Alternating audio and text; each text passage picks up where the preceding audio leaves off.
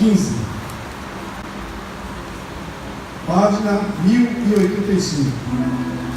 Jesus conforta os discípulos. Não se turbe o vosso coração.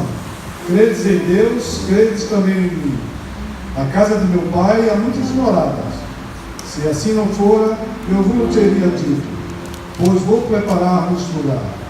E quando eu for e vos preparar lugar, voltarei e vos receberei para mim mesmo, para que onde eu estou, estejais vós também. E vós sabeis o caminho para onde eu vou. Disse Tomé: Senhor, não sabemos para onde vais. Como saber o caminho?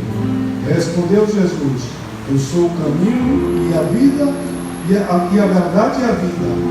Ninguém vem ao Pai senão por mim. Se vós me tivesses conhecido, conhecerias também ao meu Pai. Desde agora conhecereis e tendes o visto. Replicou-lhes Filipe: Senhor, mostra-nos o Pai, e isso nos basta. Disse-lhe Jesus: Filipe, há tanto tempo estou convosco e não me tens conhecido? Quem me vê a mim. Vê o Pai. Como dizes tu, mostra-nos o Pai. Não crês que eu estou no Pai e que o Pai está em mim? As palavras que eu vos digo, não as digo por mim mesmo, mas o Pai que permanece em mim faz as suas obras. Crede-me que estou no Pai e o Pai em mim. Crede eu mesmo por causa das mesmas obras. Em verdade vos digo que aquele que crê em mim fará também as obras que eu faço, e outras maiores fará, porque eu vou para junto do Pai. E tudo quanto pedis em meu nome, isso farei, a fim de que meu Pai seja glorificado no Filho. Se me pedis alguma coisa em meu nome, eu farei. Se me amais, guardareis os meus mandamentos. Esse é o Evangelho do nosso Senhor Jesus Cristo.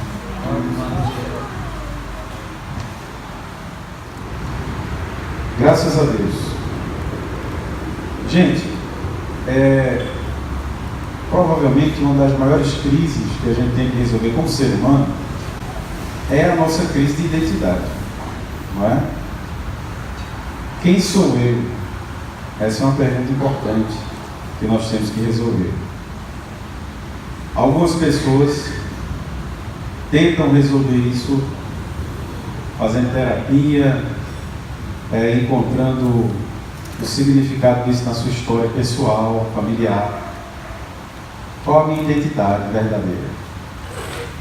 Não é? João, o escritor desse evangelho, ele se define nesse evangelho. João tem uma definição dele mesmo, que eu acho muito interessante. O Brennan Manning escreveu um livro sobre isso, sobre essa crise de identidade. E no livro, o título do livro é O Impostor que Vive em Mim. E o Brennan diz assim, que todos nós temos um eu verdadeiro dentro de nós e temos um impostor, um eu falso, que a gente constrói para tentar se proteger, para tentar apresentar para o mundo uma imagem que seja aceita socialmente. Ele chama essa imagem que a gente constrói de o impostor que vive em mim. E a gente sofre muito para defender essa imagem, porque o primeiro sofrimento ele é espiritual, não é? Porque essa imagem é uma mentira, ela não é verdade. E o segundo sofrimento ele é psicológico, porque a gente faz um esforço tremendo para apresentar esse personagem para o mundo, que no caso não é a gente mesmo, entende? Não é a imagem e semelhança de Deus que Ele criou que está em nós, é um fruto do pecado que a gente acaba construindo. E aí o Brennan diz assim, tem um capítulo do livro que o título é O Amado, e Brennan diz assim, se você chegasse para João, o apóstolo João, e dissesse assim, João, você tem crise de identidade. Quem é você, João? João responderia assim, eu sou o discípulo que Jesus amava. É assim que está escrito no Evangelho de João. Este que escreveu esse livro é o discípulo que Jesus amava. Já pensou que convicção extraordinária para você resolver sua crise de identidade? Quem é você? Eu sou o discípulo que Jesus ama. Jesus gosta de mim, meu irmão. Já pensou que maneira extraordinária de resolver sua crise de identidade? Eu sou amado por Jesus. Que maravilha. Acabou a crise. Pode encerrar a consulta. O cara não faz mais terapia, né? Pelo menos para resolver isso, não. Ele pode resolver outra coisa, mas nessa área já se resolveu. Eu sou amado. Então o Breno diz isso. Mas se tem uma coisa que Jesus não tinha, era isso, gente. Jesus não sofreu com pelo menos duas coisas. Ele não sofreu com o pecado, porque Jesus não pecou. Ele não teve problema com isso. E Jesus também não teve crise de identidade. Se é uma coisa que ele não experimentou, foi isso. Crise de identidade. Você não vai chegar um dia e vai encontrar nos evangelhos Jesus conversando com um dos discípulos, dizendo: rapaz, hoje eu estou numa crise. Será que eu sou o Messias mesmo? Será que sou eu? Ou meu pai devia enviar outro? Você não vai encontrar essa crise em Jesus. Ele não vai fazer essa pergunta a ninguém, porque ele sabe muito bem quem ele é. Ele passou por muitos dramas humanos, os dramas que a gente passou, não é? De traição, de violência, de maldade, de tudo. Mas ele não teve crise de identidade. Louvado seja o seu nome. Então nós estamos agora na sexta meditação. A primeira foi: eu sou o pão. Jesus disse: eu sou o pão, eu sou o pão da vida, aquele que comer deste pão jamais terá fome. A gente aprendeu ali que Deus é o nosso alimento, nos alimentamos daquele que é eterno e não das coisas efêmeras e passageiras. Nossa segunda meditação foi aquela que Jesus diz: eu sou a luz do mundo e quem me segue nunca andará em trevas. Ali a gente aprendeu que Jesus não tem luz, ele é a luz. Algumas pessoas trazem algum tipo de luz para nós, através de terapias, de ciências, de conhecimentos, de teologias, mas Jesus não, ele é a luz, ele é a própria luz, que nos leva até Deus. Nossa terceira meditação foi Jesus dizendo: eu sou a porta das ovelhas, e todo aquele que quiser passar por essa porta, primeiro tem que se arrepender de seus pecados e se tornar ovelha, deixar de ser bode para ser ovelha, em nome de Jesus. Quarta meditação: eu sou o bom pastor, que dá a vida por suas ovelhas. Ele não é como ladrão, que veio roubar a alma das ovelhas, como mercenário, que é um funcionário do ladrão, não é? Depois a gente, semana passada, meditou sobre ressurreição, quando Jesus disse: eu sou a ressurreição e a vida, aquele que crê em mim, esteja morto e viverá. E aí a gente aprendeu que Jesus traz ressurreição para essa vida e para a vida eterna. Ressurreição do nosso casamento, da nossa saúde, dos nossos relacionamentos com os nossos filhos, ressurreição dos nossos sonhos e, afinal, a ressurreição eterna para a glória de Deus. E hoje, na sexta meditação, o nosso tema é Jesus, o caminho vivo e verdadeiro. Jesus, o caminho vivo e verdadeiro. É sobre isso que nós vamos meditar hoje. Meus queridos, João, como eu disse, ele escreve de um ponto de vista diferente dos sinóticos. Os sinóticos são aqueles três: Mateus, Marcos e Lucas, que tem um ponto de vista muito parecido. João tem um ponto de vista totalmente diferente. Ele relata, por exemplo, os sinóticos, eles relatam as histórias, os sermões, de uma forma sequencial, naquilo que é mais importante, escolhido pelo Espírito Santo. Já João, ele começa explicando o relato. Ele já vai explicando quem é Jesus, logo no primeiro capítulo, que ele é o Cristo eterno, não apenas o Cristo histórico que se apresentou ao mundo, mas ele é o Cristo. Ele é o Cristo que já existia antes do Jesus histórico. Essa é uma coisa que todo cristão tem que saber. O Cristo que nós servimos, ele já existia antes do Jesus que viveu 33 anos aqui na Terra. Porque muita gente, por falta dessa informação, por exemplo, tem pena de Jesus. Já viu gente assistir os filmes de Jesus e ter pena de Jesus? Eu já vi algumas pessoas que assistem o filme de Jesus, aí vê Jesus sofrendo, aí diz assim: o bichinho, rapaz, não era para ele ter passado por isso. Olha para ele o que fizeram com ele. Isso é coisa que se faz com um homem tão bom. Não é? A gente vê que é um coração muito bom e generoso que tenta interpretar dessa forma, mas esse é um entendimento completamente equivocado. Porque, veja, se Jesus não passasse por isso, nós não iríamos para o céu. Se Jesus não passasse por isso, nós não teríamos direito à herança da vida eterna. Então imagine, como é que eu posso ter pena de Jesus? Né? Na verdade, eu tenho que ter pena de mim mesmo, da humanidade, ter misericórdia da humanidade, compaixão da humanidade. Então João, ele é conhecido por exemplo, Clemente de Alexandria, ele dizia que João é o evangelho espiritual. Existe uma transcendência muito forte no evangelho de João. Quando você lê João, você não encontra somente história, você encontra eternidade. É uma coisa forte em João. Porque, por exemplo, nos outros evangelhos é muito falado sobre o reino de Deus e reino de Deus. No evangelho de João é vida eterna e vida eterna. Então João, ele está nos ensinando que o reino de Deus é a vida eterna. João está dizendo para nós o seguinte: o reino de Deus é eterno. Foi por isso que os discípulos, eles não entenderam a princípio a mensagem de Jesus, porque eles esperavam um reino terreno. Eles esperavam um reino igual, ou aliás, melhor dizendo, maior que o de Davi, maior que o de Salomão, um reino terreno. Mas Jesus veio e disse assim: o meu reino não é desse mundo, não é daqui, não é esse reino que vocês veem, que vocês criam expectativa, é um outro reino. O capítulo 3, versículo 16, há quem diga que é o centro da Bíblia, o coração da Bíblia. Deus amou o mundo de tal maneira que deu seu Filho unigênito para que todo aquele que nele crê não pereça, mas tenha vida eterna. Então, a mensagem central de João é o amor de Deus. João é o apóstolo do amor, né, como a gente já viu. Para a gente entender esse capítulo 14 que foi lido aqui, e eu quero dar ênfase no versículo 6, eu sou o caminho, a verdade e a vida, ninguém vem ao Pai senão por mim. A gente tem que entender ele dentro do contexto dos capítulos 13 a 16. Veja bem, eles estão no cenáculo, o primeiro andar que Jesus escolheu ali para fazer a ceia, a última ceia com eles. E antes da ceia, Jesus está conversando com ele vários assuntos. E Jesus também está fazendo algumas coisas que espantaram eles. Por exemplo, Jesus lavou os pés deles. Para eles aquilo foi muito difícil, porque como é que pode um rei lavar meus pés? Um rei ocupar a posição de um escravo. E o lava-pés era a função de escravos.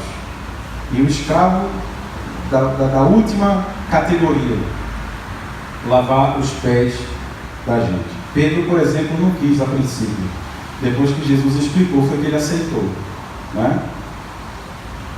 Essa é a última ceia, tem o lava-pés. Jesus indica quem é o traidor, que é Judas. O diabo possui Judas e ele sai para trair Jesus. Tudo está dentro desse negócio aqui. Veja que o contexto é bem amplo, né? Jesus institui aqui, por exemplo, em João 13, 31 a 35, o novo mandamento: que vos ameis uns aos outros como eu vos amei. Não é mais que vos ameis, ame ao próximo como a si mesmo, porque o si mesmo, o limite é você. Jesus agora institui uma nova aliança que diz: agora o padrão de amor sou eu, não é mais você, não é mais amar o próximo como a si mesmo, é amar o próximo como eu vos amei. Aí, meu amigo, ficou até mais difícil. Eu estava dando uma aula no seminário sobre isso e alguém disse assim: era melhor ter ficado no primeiro. Amar o próximo como a si mesmo, né? Mas quando ele diz assim: amar o próximo como eu vos amei, aí o negócio apertou, porque ficou mais complicado, o desafio é maior. E nós só conseguimos isso no poder do Espírito Santo. Na nossa força a gente não vai conseguir isso nunca. Só cheio do Espírito Santo alguém pode vivenciar esse amor tão extraordinário, o dom supremo, segundo o apóstolo Paulo. E aí, diante disso, Jesus diz tudo isso. Jesus avisa que Pedro vai trair ele, vai o negar 3 vezes. Jesus, tudo isso na ceia. Você já imaginou uma ceia dessa?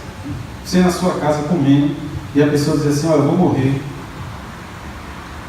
mas eu vou ressuscitar. Tu vai me trair, tu vai me negar 3 vezes. O cara nem come mais, né? Imaginou? Que refeição pesada, que conversa pesada com a comida para na hora dele. Era para conversar em outro momento, né? Mas Jesus está ali conversando sobre tudo isso com eles. Esse é o contexto do texto, tá certo? Aí os discípulos ficaram desesperados, tá certo? O primeiro desespero deles foi assim: e o que a gente vai fazer sem o Senhor? o senhor vai morrer, o que é que vai acontecer com a gente? O segundo desespero dele foi o seguinte: e o que vai acontecer com a gente? O que vai acontecer com o senhor? Para onde o senhor vai? Que ele disse que, Jesus disse que ele vai para a casa do Pai. Isso na cabeça dos discípulos é uma coisa totalmente inconcebível, porque eles não sabiam o que era isso, era algo muito novo. Que casa é essa? Onde é esse negócio? Onde é o endereço? Será que ela é em Candeias? Onde é essa casa que Jesus vai? A casa do Pai, que ele disse que estava indo. Lembrem-se que os discípulos eram judeus, minha gente. Eles tinham uma ideia geográfica de fé, né? Um lugar, um templo, tudo muito localizado. E Jesus traz essa coisa nova, né? Então eles estavam preocupados. E aí nos capítulos 14 a 16, Jesus começa a confortar eles. Jesus consola eles. Jesus disse: olha, eu vou estar com vocês, eu vou, mas vou voltar. Eu vou enviar o Consolador. Ele explica, por exemplo, no capítulo 16, a missão do Consolador. O que é que o Consolador veio fazer? Veio glorificar Jesus em nós, veio fazer com que o Evangelho se instale em nós, cresça em nós, nos dê força e poder para a gente viver a graça do Senhor. E ele faz uma despedida provisória. Tá certo? Então isso é só um preâmbulo para a gente ter a ideia do contexto. Tem algumas explicações para esse versículo 14. Por exemplo, o Dr. Russell Shedd, ele explica esse versículo 6, perdão, capítulo 14, versículo 6. Eu sou o caminho, a verdade e a vida, ninguém é o Pai senão por mim. O Russell Shedd diz assim: é uma viagem celeste que a gente vai fazer. Jesus está propondo fazer uma viagem. Quando ele diz: eu sou o caminho, a verdade e a vida, ninguém é o Pai senão por mim. Jesus está dizendo: vamos viajar. Vamos fazer uma viagem celestial. Agora, você só vai ser seguro nessa viagem se você se firmar em mim, diz Jesus. Eu sou esse caminho que vou levar você. O Thomas Kempis, ele disse o seguinte, que essas três verdades não podem se separar. Ainda que a gente explique elas separadamente, caminho, verdade e vida, elas não se separam na essência. O que ele está querendo dizer é que isso aqui é uma coisa só. Caminho, verdade e vida é uma coisa só, que vai acontecendo enquanto a gente vai caminhando, entende? Enquanto a gente vai seguindo Jesus, caminho, verdade e vida, caminho, verdade e vida, caminho, verdade e vida, vai se revelando e vai crescendo dentro de nós. Não é como aqueles sermões, você já deve ter ouvido muitos sermões por aí assim, olha, eu vou falar agora. Em primeiro lugar, Jesus é o caminho, aí vai explicar o que é caminho. Jesus é a verdade, vai explicar o que é verdade. Jesus é a vida, vai explicar o que é vida. Aí isso fica bem separado na cabeça da gente, como se fosse três coisas que a gente tem que viver separadamente. Mas a ideia do texto é, a gente tem que viver isso junto. É como se fosse uma trindade inseparável. Caminho, verdade e vida é um processo. Aí o Dr. F.F. Bruce fez uma tradução desse versículo, que é uma tradução extraordinária. Ele disse assim: Jesus está dizendo, eu sou o caminho vivo e verdadeiro. Aí a gente passa a entender, eu tomei emprestado essa tradução do F.F. Bruce para dar título à mensagem de hoje. Jesus, o caminho vivo e verdadeiro. Então a gente vai caminhando esse caminho vivo e verdadeiro, experimentando ele. Então, a primeira lição é a seguinte: Jesus é o caminho vivo e verdadeiro para uma vida de verdade aqui na Terra. Nós buscamos plenitude, a gente se espiritualiza em tudo que faz, viu? Por exemplo, eu fui ler a história dos Alcoólicos Anônimos, a fundação dos Alcoólicos Anônimos, eu estou lendo a literatura, e eu fiquei surpreso, porque assim, Bill e Bob, que fundaram o Alcoólicos Anônimos, eles foram ajudados por um discípulo de Freud, que foi o Carl Jung, que caminhou com Freud. Aí o Carl Jung disse o seguinte: quando um alcoólatra ele vai se alcoolizar, ele não quer somente alcoolizar, ele quer uma plenitude, ele quer encontrar uma transcendência, ele quer algo profundo, maior do que essa vida aqui, que possa aliviar suas dores, suas angústias, afastar ele dos problemas. Ele quer encontrar uma solução, só que ele está indo no caminho errado. Aí nós podemos pegar essa aplicação que o Carl Jung fez para o alcoolismo e trazer para as outras áreas da vida. Então, por exemplo, tem pessoas que trabalham, como diz na minha terra, feito um condenado. Trabalha. Na verdade, ele está querendo trabalhar tanto para fugir. Ele quer transcender através do trabalho. Tem gente que desconta na comida. Quer botar a eternidade no estômago. Imagina. Meu amigo vai morrer. Não é?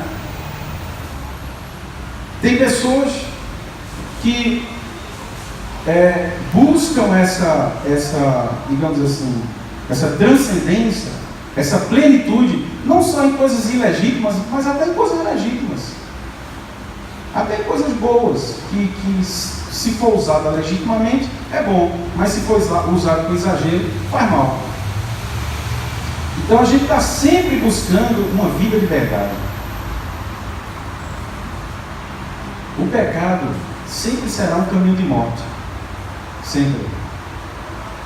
O Evangelho é um caminho de vida. Um caminho de vida. Não é? Santo Agostinho certa vez disse assim: Senhor, tu nos criaste para ti mesmo e nós só encontramos descanso quando voltamos para ti, Senhor. O homem fica feito uma barata tonta querendo encontrar plenitude fora de Deus, mas ele nunca encontra. Ele só vai encontrar plenitude quando ele voltar para o Criador. Porque só quem pode dar plenitude a você é o Senhor, e louvado seja o nome dele. Você já experimentou uma plenitude num louvor? Um louvor faz a gente transcender, faz ou não faz? Você já experimentou a plenitude na meditação das Escrituras Sagradas? A plenitude preenche a gente, a palavra de Deus preenche a gente, ela nos faz transcender. Você já experimentou, por exemplo, plenitude numa vida de oração, num momento de oração, em que você ora, e daqui a pouco você não está mais nem ligando para a hora. Você não consegue mais prestar atenção em hora. A hora não significa mais nada para você.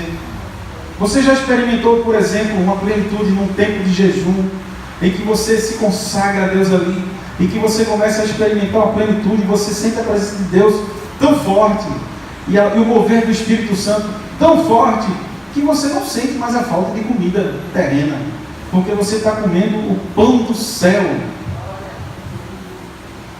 Isso é plenitude que Deus tem para nós.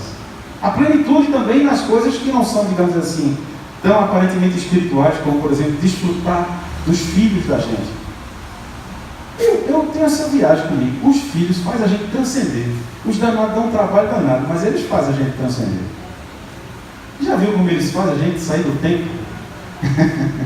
Eles têm esse negócio, esse borogodó. Não é só quem é pai sabe. Não é? Uma mãe, por exemplo, ela faz coisas com um filho que é muito maior do que a capacidade dela. Ela transcende por um filho. Ela tem uma força sobrenatural, um amor incomum. Isso é uma coisa transcendente. Entende? Mas Jesus Cristo está nos chamando a transcender até essa vida de verdade na pessoa dele. Na pessoa dele. Desfrutar da pessoa de Jesus. Desfrutar da presença de Jesus. Desfrutar dos ensinamentos de Jesus. Desfrutar da beleza de Jesus, da verdade poderosa, revolucionária de quem é Jesus. Não é? Tanto é que Jesus Cristo, para que os discípulos corrigissem a distorção que eles tinham na mente de quem era Jesus, eles tinham uma ideia errada de quem era Jesus. Eles achavam que Jesus era aquele Messias maior do que, como eu disse no início da mensagem, maior do que Salomão e Davi. E Jesus está mostrando para eles que realmente Jesus é maior do que eles, mas não no sentido que eles entendiam ou estavam compreendendo. Jesus queria mostrar para eles um outro reino, o reino transcendente de Deus, e louvado seja o seu nome. É interessante que esse texto vem logo depois do texto da semana passada, que a gente meditou semana passada, quando Jesus disse: eu sou a ressurreição e a vida, né? Então veja que Jesus aqui está dizendo agora, depois que ele diz que ele é a ressurreição, ele agora está dizendo: eu sou o caminho, verdade e vida. Então essa vida verdadeira que ele está prometendo para nós é vida de ressurreição, dando continuidade à semana passada, que é um texto sequencial. Os capítulos vão seguindo, tá certo? Então, vida verdadeira é vida de ressurreição. Vida de pecado, vida de entrega a este mundo, é vida de morte. Morte em várias dimensões. A outra coisa que Jesus está prometendo aqui no texto, e aí nós vamos para o versículo 3 do capítulo 14, quando ele diz assim: quando eu for e vos preparar lugar, voltarei e vos receberei para mim mesmo, para que onde eu estou estejais vós também. Jesus está prometendo para nós aqui, além de uma vida verdadeira aqui na terra, uma vida eterna depois dessa vida. Uma vida eterna que começa aqui e se planifica no céu. O reverendo André que está ali, nós estudamos juntos o seminário presbiteriano, nós tivemos um professor cadeirante, o Sérgio Lira. Eu não sei se o André lembra dessa aula, mas teve uma aula que o Sérgio Lira chegou na sala e disse assim: nós nunca vamos parar de aprender. Até no céu a gente vai aprender, vai continuar crescendo em aprendizado, depois que morrer e chegar no céu. Aí isso gerou uma pequena polêmica na sala, né? Porque algumas pessoas disseram assim: mas no céu a gente não vai saber tudo não, quando chegar lá não vai já ficar tudo sabido de uma vez. Vai saber tudo e nunca vai precisar ter mais dúvida nenhuma, vai ter dúvida no céu. Então começou a gerar essa polêmica, porque Sérgio Lira disse isso, que no céu a gente ia continuar aprendendo, né? E aí o Sérgio explicou o seguinte, ele disse: a questão de aprender não é porque eu tenho dúvida. O crescimento não só nasce a partir da dúvida. Eu tenho uma pergunta, eu preciso saber uma resposta. O crescimento não só vem disso. O crescimento vem também por causa do teu tamanho. Eu sou um ser que sou eterno, mas que estou me eternizando cada vez mais. Essa foi a explicação, digamos assim, filosófica, né, que o Sérgio deu para nós. E aquilo ficou até hoje. Você vê, faz tanto tempo que eu fiz o seminário, né? Mas esse negócio ficou, esse aprendizado. No céu nós vamos aprender, no céu nós vamos crescer. Então veja que o Evangelho não é uma coisa estática, que chega dentro de você e fica do mesmo tamanho. Por exemplo, a certeza de que você é amado, é amada por Deus. Essa não é uma certeza estática. Ela é uma certeza que vai crescendo. Ela se instala dentro de você. Já notou que quando você ouve isso a primeira vez, você fica meio na dúvida, né? Jesus te ama. Aí você diz: será mesmo? O cara feito eu. Aí você fica: ele ama, não ama. Aí daqui a pouco você diz: não, ele ama. Aí quando vem um deserto, você está vendo, ele não ama. Aí passou o deserto, ele ama. Porque a gente acha que ele só ama quando está tudo bem. E quando a gente peca, aí a gente está vendo, ele não ama não, um cara feito eu, a gente teve na mão um pecador desse. Então a gente está sempre na dúvida, porque a gente coloca a condicionalidade do amor de Deus a nós, ao nosso caráter, à nossa fidelidade, à nossa pureza. Mas eu quero dizer a você que Deus não ama você e nem a mim por causa do que você é, nem eu sou, nem por causa do que nós somos. Deus nos ama pelo que Ele é, e louvado seja o nome dele. Isso não depende de mim, nem de você. Descanse, meu irmão. Se fosse depender de nós, meu amigo, Deus era bipolar. Ele não seria fiel. Entendeu? Como é que ele poderia ser fiel a criaturas como a gente? Não tem como. Ele só é fiel pelo que ele é. E louvado seja o seu nome. E é nisso que eu descanso. Eu descanso não em quem eu sou, mas eu descanso no Deus que eu sirvo. E glória ao nome dele. Então essa transcendência que vai para depois da vida é algo extraordinário. Veja que vida extraordinária Jesus está prometendo a nós. Vida aqui e vida depois. É um banquete maravilhoso. Mas ainda tem gente infeliz que prefere chupar osso. Você apresenta esse projeto, como eu já apresentei em vários lugares, com uma empolgação. Olha, Deus tem isso para você, uma vida de verdade, assim, tal. Aí o cara chegou para mim e disse: muito bonito, não quer isso para mim não. Eu olhei para ele assim e disse: eu vou dar ali. Como é que o cara rejeita um tesouro desse, rapaz? Mas depois Deus me lembra assim: mas você rejeitou tanto. Antes que você aceitasse, você rejeitou tanto. Quantas vezes eu rejeitei esse amor? Inúmeras vezes. Quantas vezes, Marisa, você foi na minha casa lá, pregou, não foi? Para mim, para minha mãe, acho que você pensou assim, ele agora se converte. Quando saiu, eu voltei para fumar maconha. Só a graça de Deus, né? Depois da mensagem extraordinária, Marisa chegava lá em casa, ela vinha sozinha, eu ficava admirado, ela chegava no carro dirigindo sozinha, aí descia da cadeira sozinha, e entrava no apartamento da gente, eu disse, rapaz, essa mulher é uma super-herói, não pegava não. Aí pegava um violão, aí tocava, aí pregava e tal, uma mensagem extraordinária, e eu não me convertia, pensa no cara ruim. Não é? Deu trabalho, não é? Mas quando chegou a hora, Jesus fez a obra e louvado seja o seu nome. Eu lembro que uma das pessoas que eu fiz questão de contar essa história foi a ela, não foi? Quando eu me converti junto com minha mãe, eu disse, mãe, a gente tem que encontrar aquela mulher que pregar o evangelho pra gente. Vamos contar o testemunho para ela, que Jesus fez na nossa vida. Não é? Então, agora, esse caminho que começa aqui e se eterniza, Jesus vai deixar para nós como a gente conseguir ele. Os ensinamentos aqui nesses textos. Tá? Esse caminho, ele é verdade e vida em amor. Como é que a gente consegue desfrutar dessa plenitude? Quando a gente desfruta da verdade. O que é a verdade? A verdade é o Evangelho. A verdade não é um conceito abstrato. A verdade é o Evangelho. E quem é o Evangelho? O Evangelho é Jesus. Jesus é o Evangelho. É isso que a gente tem que desfrutar. Para poder, nesta vida, a gente experimentar. E por fim, essa verdade. Existe um lugar, minha gente, que o apóstolo Paulo, lá em 1 Coríntios 13, chama de o caminho sobremodo excelente.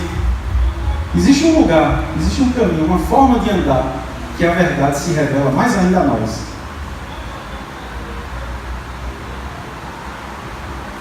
William Shakespeare, ele dizia o seguinte: só o amor conhece a verdade.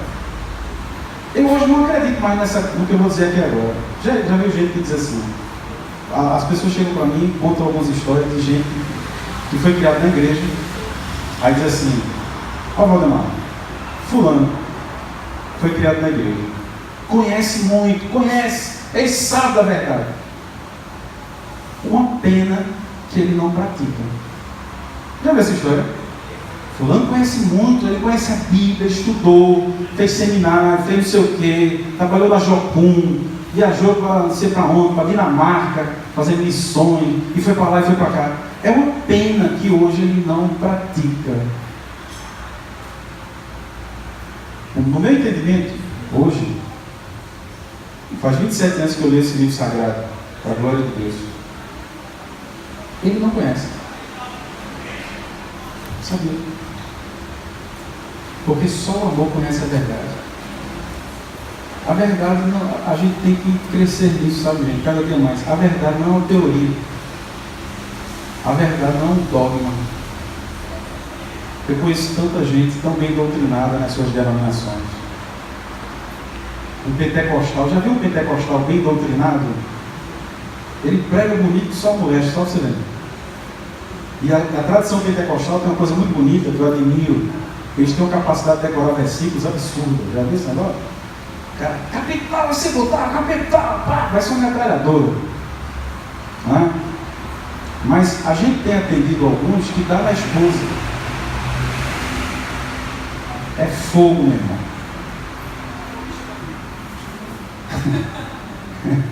É fogo, né? Fogo estranho. Entende? O cara sabe que só, mas não trata direito a própria mulher. Você já viu um calvinista bem preparado biblicamente, que sabe fazer exegese, que sabe explicar o texto bíblico, você diz assim, meu Deus, quanto conhecimento! Mas você vai ver a vida não tem amor, exercício de amor, então não tem conhecimento. João diz assim, quem não ama não conhece a Deus, porque Deus é amor. Veja como é simples, é tão simples que é um absurdo. E é um absurdo mesmo. Isso é um grande absurdo do Evangelho. Um dos maiores absurdos que o Evangelho revela para nós, sabe o que é? É a simplicidade. O Evangelho é tão simples, irmãos, que ele é um absurdo. O apóstolo Paulo diz assim, é uma loucura. Isso é uma loucura. Mas é a loucura de Deus.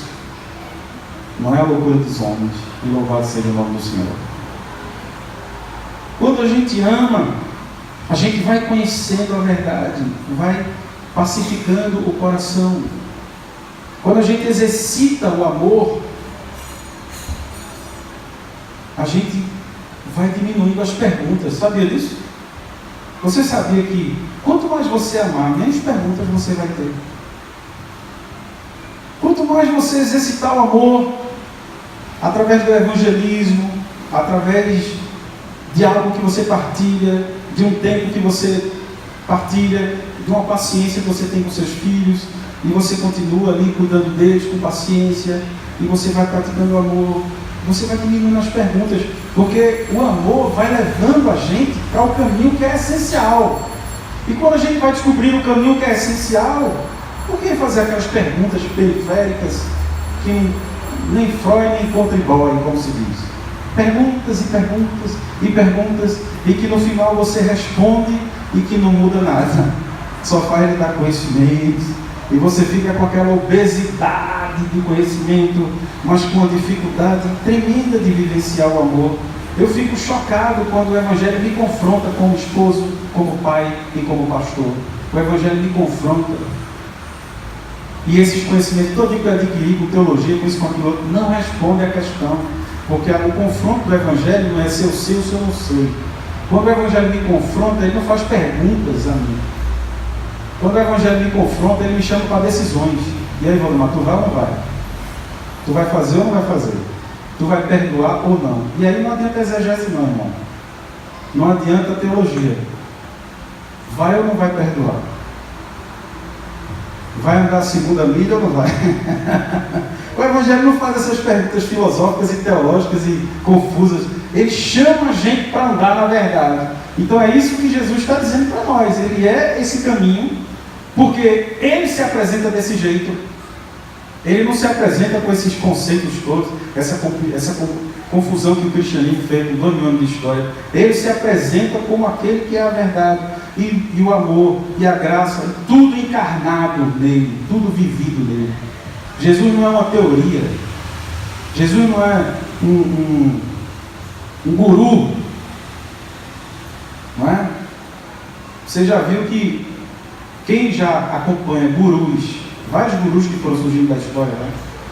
Você vê que o guru ele tem um tempo de vida, né? Até o dia que ele fracassa. Já viu essa história, né? O cara é um guru da religião judaica. Aí um dia ele apareceu roubando uma gravata. Já viu a história daquele guru do judaísmo? Mora aqui no Brasil. O cara é uma referência. Roubou uma gravata, o cara não precisa. Como é que pode? Entende? O cara é um guru do kardecismo. Mas um dia ele apareceu e estuprou alguém. O cara é um guru do protestantismo. Aí um dia apareceu que ele roubou. Aí os gurus têm tempo de validade. Entendeu? Jesus não. Você não vai encontrar isso em Jesus de Nazaré, e louvado seja o nome dele. Essa é a razão porque ele é Deus. Eu quero encerrar a meditação de hoje fazendo algumas perguntas para a gente refletir. Onde, meu irmão e minha irmã, você e eu, nós estamos procurando transcender, transcendência